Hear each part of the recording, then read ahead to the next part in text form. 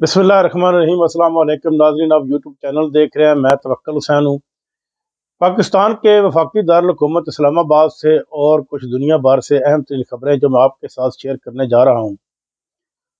सबसे पहले मैं आपको बताऊँ कि हमारे वज़ीर आज़म ने चीफ ऑफ आर्मी स्टाफ के साथ मिलकर ये कहा है, एक प्रेस कॉन्फ्रेंस की है या एक वो कन्वेंशन किया है, जिसमें उन्होंने कहा है कि मैं chief of army staff Syed Asim Munir के साथ मिलकर इस पाकिस्तान को बहुत ज़्यादा ही तरक्की याफ्ता मुल्क बना दूंगा।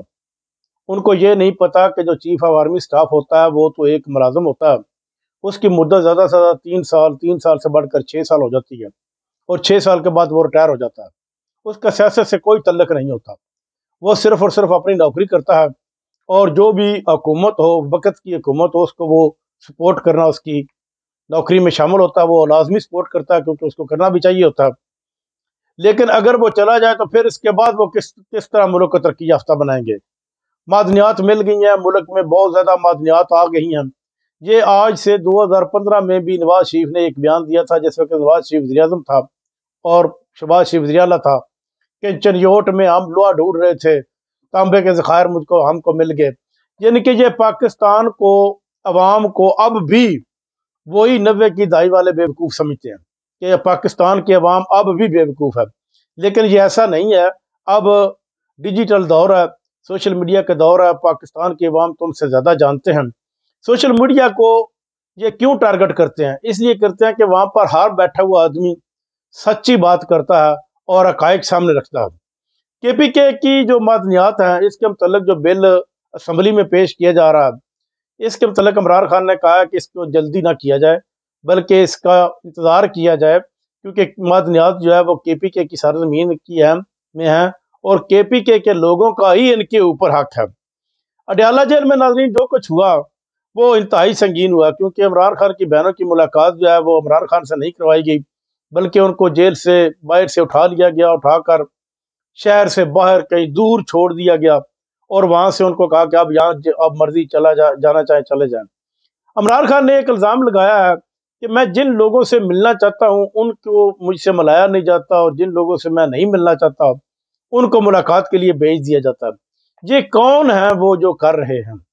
यानी कि असल बात तो पीछे ये है कि कोई ना कोई तो इनको हैंडल कर रहा है, जो इन लोगों को भेजता है, जो जो इमरान खान से जिनसे मिलना नहीं चाहते, क्योंकि इन लोगों से वो कौन सी बात करेंगे? बात तो वो उन लोगों से करेंगे जो बाहर आकर बताएंगे, बाहर आकर प्रेस कॉन्फ्रेंस करेंगे।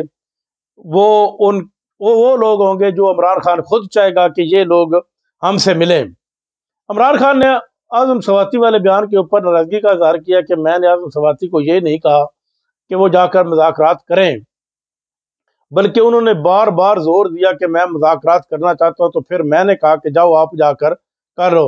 इमरान खान ने कहा कि मैं मुज़ाकरात करना चाहता हूँ सिर्फ पाकिस्तान के लिए, मैं अपनी ज़ात के लिए किसी किस्म के कोई भी मुज़ाकरात नहीं करना चाहता, क्योंकि मैं आप अपनी ज़ात के तो मैंने खुद भी तकलीफ में डाला हुआ है, मैं तकलीफ बर्दाश्त कर रहा हूँ, वो करता रहूँगा पाकिस्तान के लिए।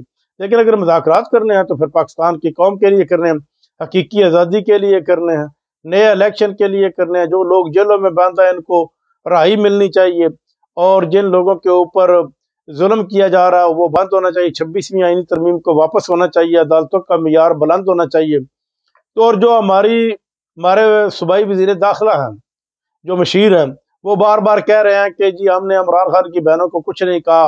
वो आपने को अगर कुछ नहीं कहा तो फिर वो शहर से दूर उनको कौन छोड़कर है?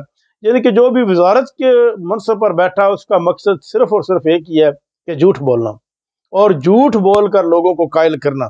लेकिन ये ऐसा एक झूठ कितना कब कब तक बोलते रहेंगे, कब तक ये झूठ बोलते रहेंगे? लेकिन अवाम को इनकी समझ आ गई है।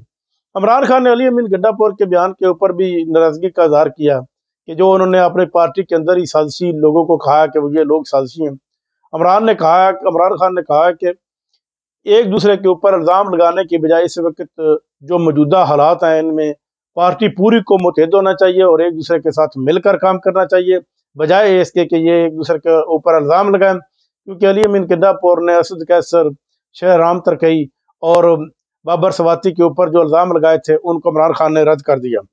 پاکستان تحریک انصاف کے اندر جو بھی الزام سازی ہے اس کو عمران خان نے واضح طور پر کنڈم کیا ہے کہ یہ ختم کریں اور متحد ہو کر پاکستان کے لیے چلیں۔